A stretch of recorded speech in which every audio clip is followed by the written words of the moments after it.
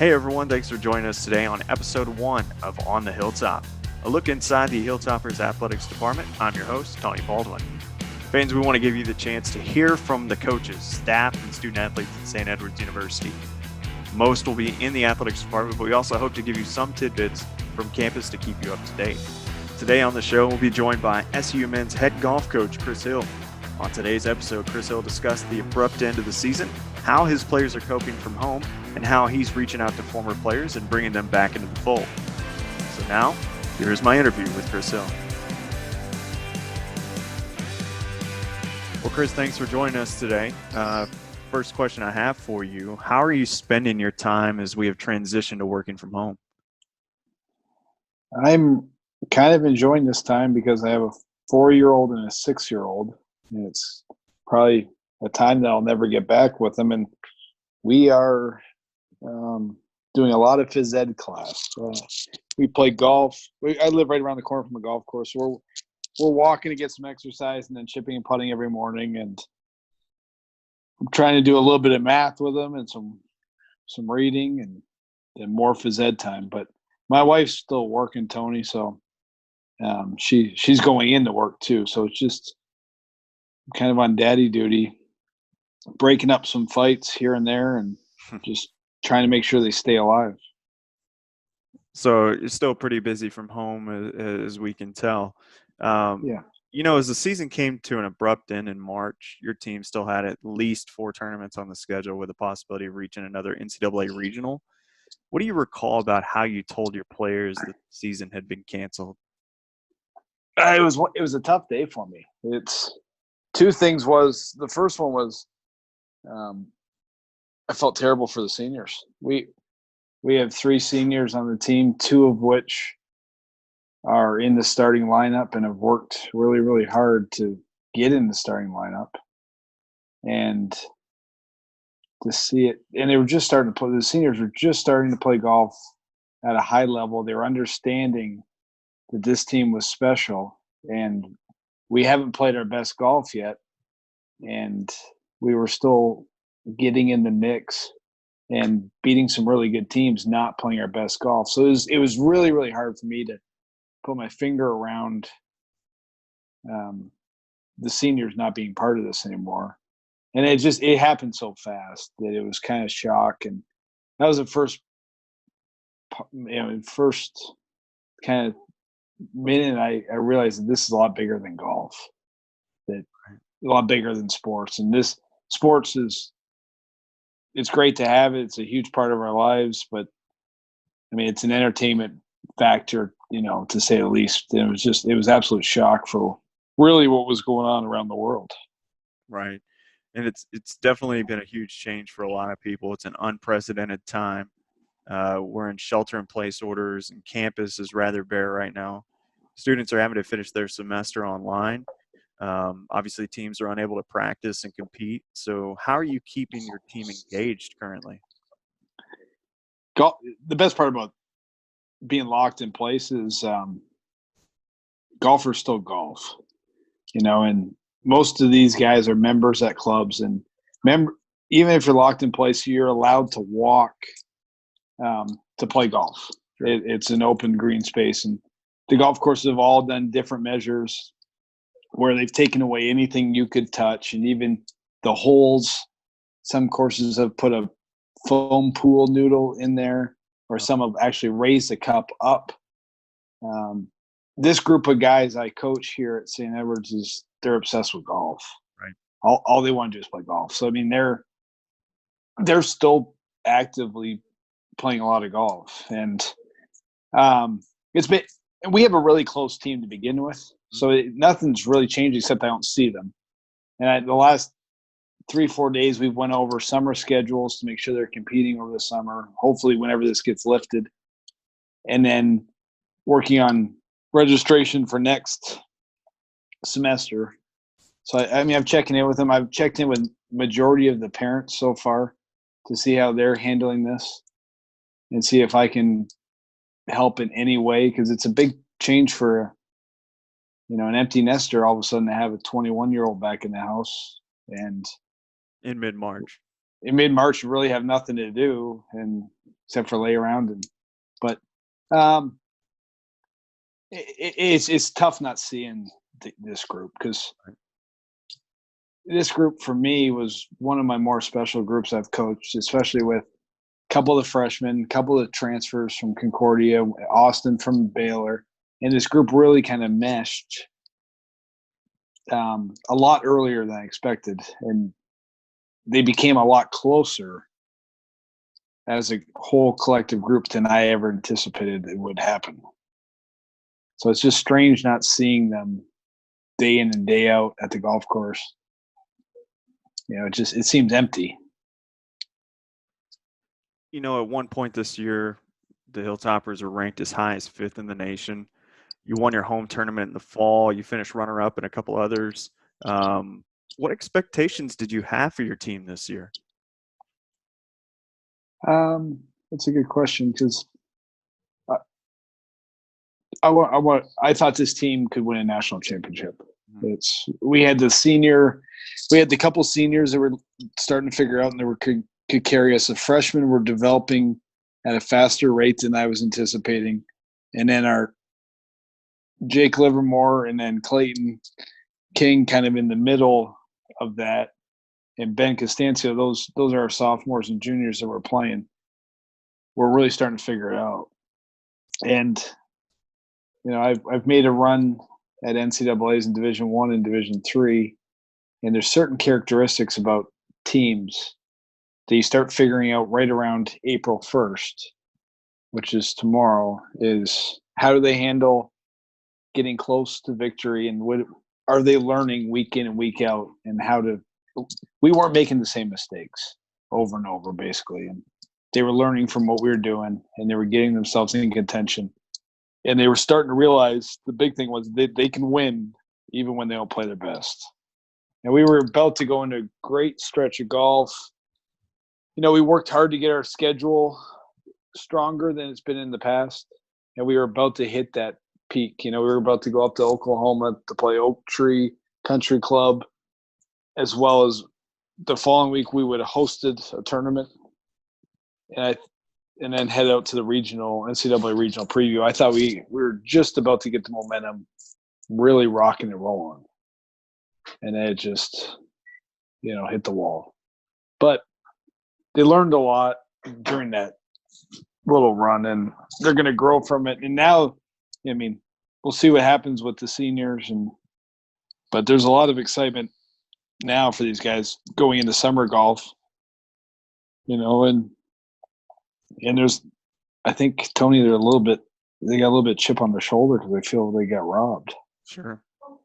Well, one of those events that you just mentioned that you had to cancel was your home spring tournament, the Golf Glove Hub St. Edward's Invitational. So, I got to ask, what goes into canceling a golf tournament, especially one that you took all year to put together? Yeah, I was lucky that at the pro at Onion Creek kind of checked in with me a few times, and he's a big sports nut. And as soon as he saw that the NCAA canceled the basketball deal, he gave me a call. And even before I canceled the tournament officially, he's like, I see what's coming. If basketball's done, there's a good chance you're done. Right. Yeah, there was a lot of work behind the scenes. Carl Jenkins from Golf Club Hub put in a tremendous amount of hours behind the scenes helping me. And then all the teams that were flying in, we had school from Michigan, one from Wisconsin, and then a whole bunch of local area, as well as, the bordering states, Lone Star Conference. We had 14 teams coming in from kind of all over. It was a bummer, especially, Wayne State was coming down. That's where I played college golf against my old I guess they coached and recruited me and who I played for, and we were going to have I was going to have them over for a barbecue. It's just the little memories like that, not the winning and losing. It's the relationship building that could have happened between the Wayne State guys and the St. Edwards guys. All the little stuff it's a bummer that's gone. Yeah, and there's a lot of teams across the nation obviously going through the same issues and the same setbacks that you're discussing currently. But you were able to take your program to some different places to play this year. Those included, Hot Springs, Arkansas. You went out to Las Vegas, and you mentioned your alma mater, Wayne State. You got to go and take your team up to the Motor City Invitational in the Detroit area. What was it like to take your team back and play in Michigan? It was a lot of fun, but the memory I'll take away from it is, man, I really got old. I don't feel old, but there's certain moments where, I'm like, I really am 37. I mean, I'm not that 24-year-old anymore, but it was great. Nico Chevalier came and played as an individual. He's from Detroit. His parents, his aunts and uncles, his grandparents, kind of really took us in when we were up there. And I had my college teammates. There were 6 of them that followed us around. They weren't very happy. My old coach at Wayne State wasn't very happy when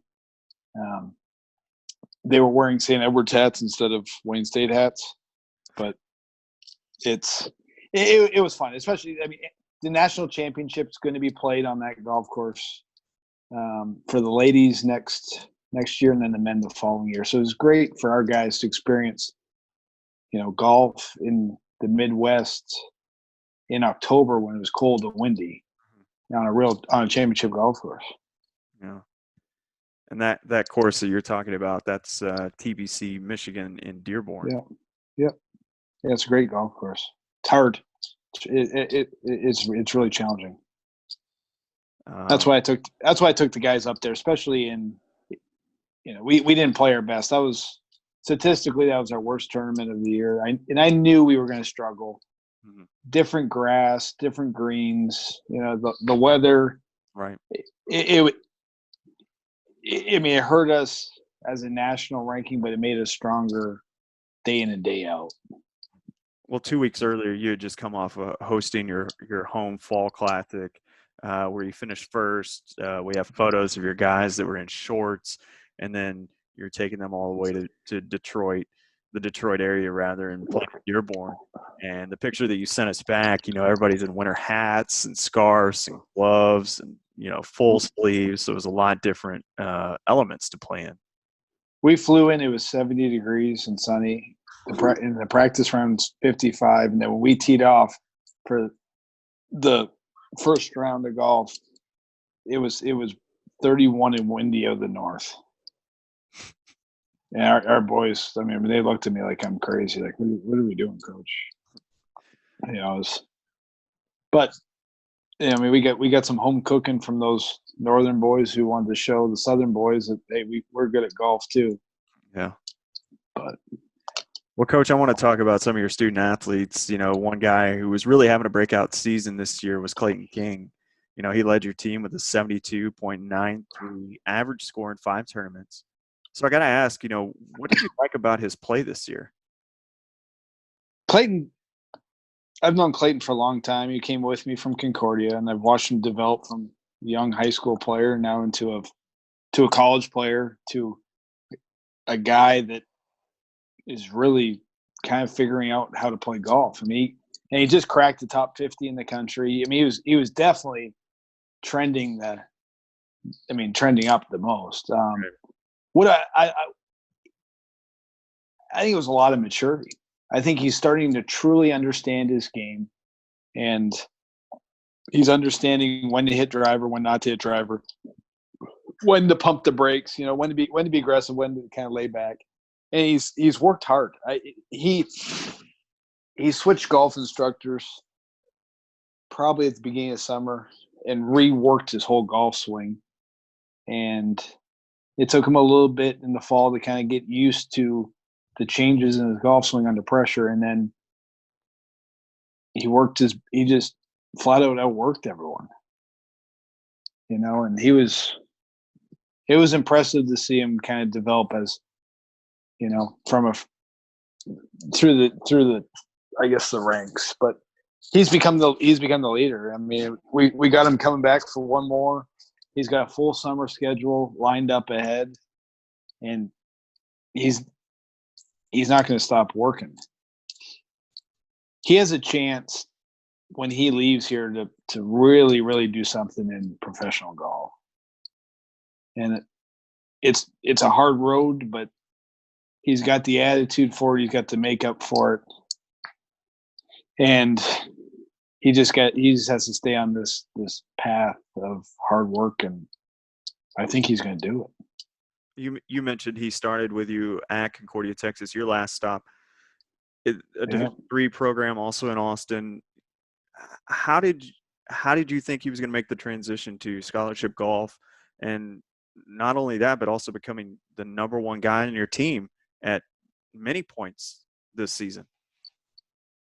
So Clayton's from Uvalde, and he was a quarterback for their football team. He was their starting pitcher. He was on the basketball squad. He's just a freak athlete.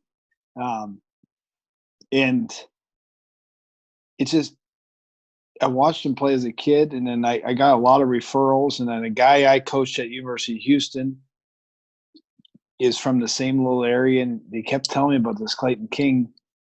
And I watched him, and he was getting recruited by St. Edward's by the previous coach. Right. And he was getting recruited a little bit by Abilene Christian. And he took the leap of faith to come with me at Concordia, because, before Concordia, I was 8 years in D1, and I'm here, because of Alyssa. And he really wanted to play every event, right from the get-go. And Clayton's played every single event except for, I think, one. Yeah. I think. And he needed to go somewhere like a Concordia or somewhere where he could really learn by experience. And he has. The transition, when I took the job here, he was playing it at a pretty high level, and he's got the biggest chip on his shoulder to show everyone that he's a really phenomenal golfer. I didn't worry about him because nothing really phases him. He's actually kind of a funny kid to coach because nothing bothers him. And if it does bother him, he doesn't hold it back. He'll tell me right away.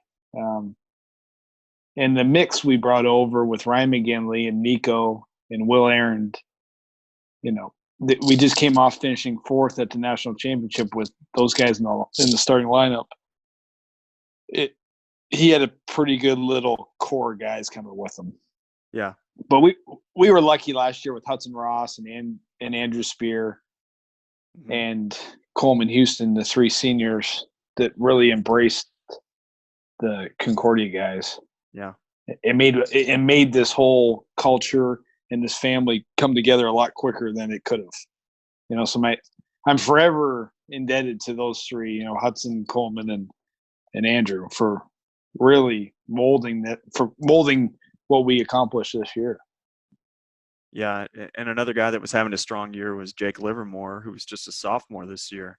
How was he able to take that next step in his play from freshman to sophomore and being, another guy that sits at the top of the lineup?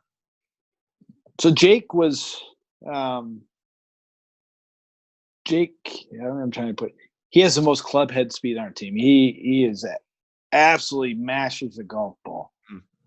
And last year he struggled a little bit, as most freshmen do, coming in and figuring out how to qualify and get in the lineup. A lot of these high school programs that these guys come from, they're the number one guy on their high school team, and they don't really have to work too hard to get into the starting lineup. It just happens. And then he walked in here, and he really struggled with the competition factor because of those seniors mixed in with the Concordia guys, and he didn't get in the lineup much last year until about February. And there's always a moment as a freshman that they relax and they just worry about what is right in front of them. They're not worried about this, they're not worried about that. And the moment was probably in February. We got in, we had a pretty interesting debate on the putting green, and he got heated at me, and he was frustrated that he wasn't performing at the level he needed to. And it's just he knew that the season was running out, and he kind of put his nose down and he addressed his weakness. His weakness, he wasn't the strongest player with a wedge in his hand. And he's lucky, too, that he's got a great swing instructor up in Dallas, as well as, down here with me. We just worked on a short game. He became he turned his weakness into a strength this summer. He was my most pleasant surprise. I knew he had some talent, and he came back in August, and I watched him play, and it wasn't the same kid. He really, really invested a lot of time into his weakness. Sure. And he's a kid, Tony, that he hasn't even come close to his potential yet. And it's going to get exciting this summer with him to really see what this development does. Again, his next step. Right. Well, obviously, guys come in every year. Guys leave every year just because of to graduation. The new guys that you brought into your team for the 2019-20 season, one of them was a transfer, Austin Cotton, you mentioned earlier. He joined the Hilltoppers after playing at Baylor. He obviously had an immediate impact on your team this year. So what can you say about his golf game? Austin's a kid that I've always wanted to coach. I tried to recruit him at University of Houston, and I didn't realize how deep the ties were with Baylor. Mm-hmm. And then we live in the same neighborhood. His grandpa built the golf course where, it's right around the corner from my house. And there's a whole bunch of Cottons in this town that all play golf, and they're all awesome people. And Austin is a fun-loving, hardworking, golfer person. He tries too hard. That was something that I taught him, is how to kind of not try as hard at every single thing you do, and just I always tell him, please just enjoy this. That's all I say to him. I'm like, stop trying so hard, just please enjoy it. Soak it in, embrace it, enjoy it. He just added depth to our lineup and a whole bunch of leadership, especially with the younger guys. They were, but it was the depth we needed. Losing Andrew Spear and Hudson Ross last year were two huge holes. And Austin came in, and he's had some ups and downs, and he's had some really good tournaments, but he definitely sped up the curve,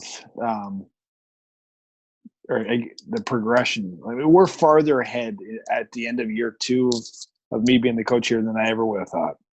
And it's to guys like Austin that have just sped up the development of the whole team. One of the things that I've noticed that you've made a real effort to do is bring in alumni, former players into the program. Why do you think that's important? They built this. I want them to be proud of what we're trying to do. And, it's so much bigger than golf. All these guys I coach here, I want them to be connected with past players for when they're trying to get a job, when they're trying to get an internship. Mm-hmm. Even if they just want to, 5-6 years from now, if they want to connect and play golf, it's just so much bigger than golf. And I want it to be one big family, and I want people around town, even if they're not even connected to us, just love St. Edward's golf. And Austin's such an amazing golf community, especially with, we have University of Texas here, who's one of the best programs in the country.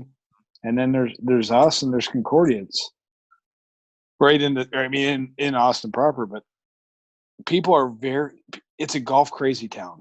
Right. And it's exciting for me to see all of the different clubs in town when we show up, how happy they are we're here. And we're not, people are really starting to follow us, and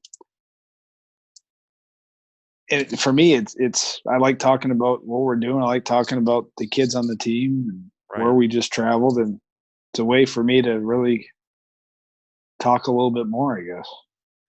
So one of the SU men's golf alums, Matthew Hatcher, was inducted in the Athletics Hall of Fame in February. Yeah. During that induction ceremony, your entire team was there to support him. What does it mean for your program to have someone like Matthew Hatcher to be honored for his career here at St. Edwards? It's awesome. So Hatcher's every time I go to Dallas for recruiting or passing through, I always try and reach out to as many alumni as I can. It's hard being one person, but I really try my best when I go recruiting somewhere or when our team's there. I try and connect past players with the team. So last year, Jeff Howard and Hatcher accepted my offer, and they came around and watched the whole practice round with the guys in Dallas. And if you're not familiar with our practice rounds, they're boring. I mean, for me, it's my hardest day of the week in preparation because you're trying to really familiarize yourself with the golf course. Right. But guys are hitting shots from everywhere, putting from everywhere, talking about different angles. And these guys walked all 18 holes with us and spent some time getting to know the guys. And then I kind of really became close friends with Hatcher and just kept staying in contact. And now he's helping Ben Costancio kind of follow his footsteps in the business world. You know, Matt's referring different books that Ben should read, and he's helping him out with internships. And to see that connection between a current player and a past player is amazing. Like, that's why to see Matt come back and really invest in Ben. And I mean, he gave all the guys his number and said, hey, whenever you need, I'm in Dallas. It's not far. I'll drive down. I mean, he's went out of his way to really, you know, do something special for the guys. Sure. But there's so many awesome past players that have come through this program. You know, Steve Rose is one that played here in the early 90s. He was a 38-year-old freshman. And the stories he's got, I just saw him this weekend, and he's so happy every time he sees a St. Edwards hat or sees. I mean, he's all fired up, and to see his eyes light up is amazing to me. You know, Chris, this really has been great catching up with you. But I do have one more question before we leave. Mm-hmm. When you became the head coach at St. Edwards, you started recruiting for the program. How did you explain to others what life was like on the Hilltop? Told them it's a very special spot. You know, it's a very pretty campus, amazing education, and all the golf courses we get to play are, I mean, the golf courses are awesome in Austin. I mean, last year we played 26 different golf courses. The teachers care about you and they want to help you. They're not, you know, the classes are small enough where they know your name and they're willing to stay a little longer, come a little earlier to make things work. And I just described the whole family atmosphere. You know, I said, you're all in with the professors, with the staff.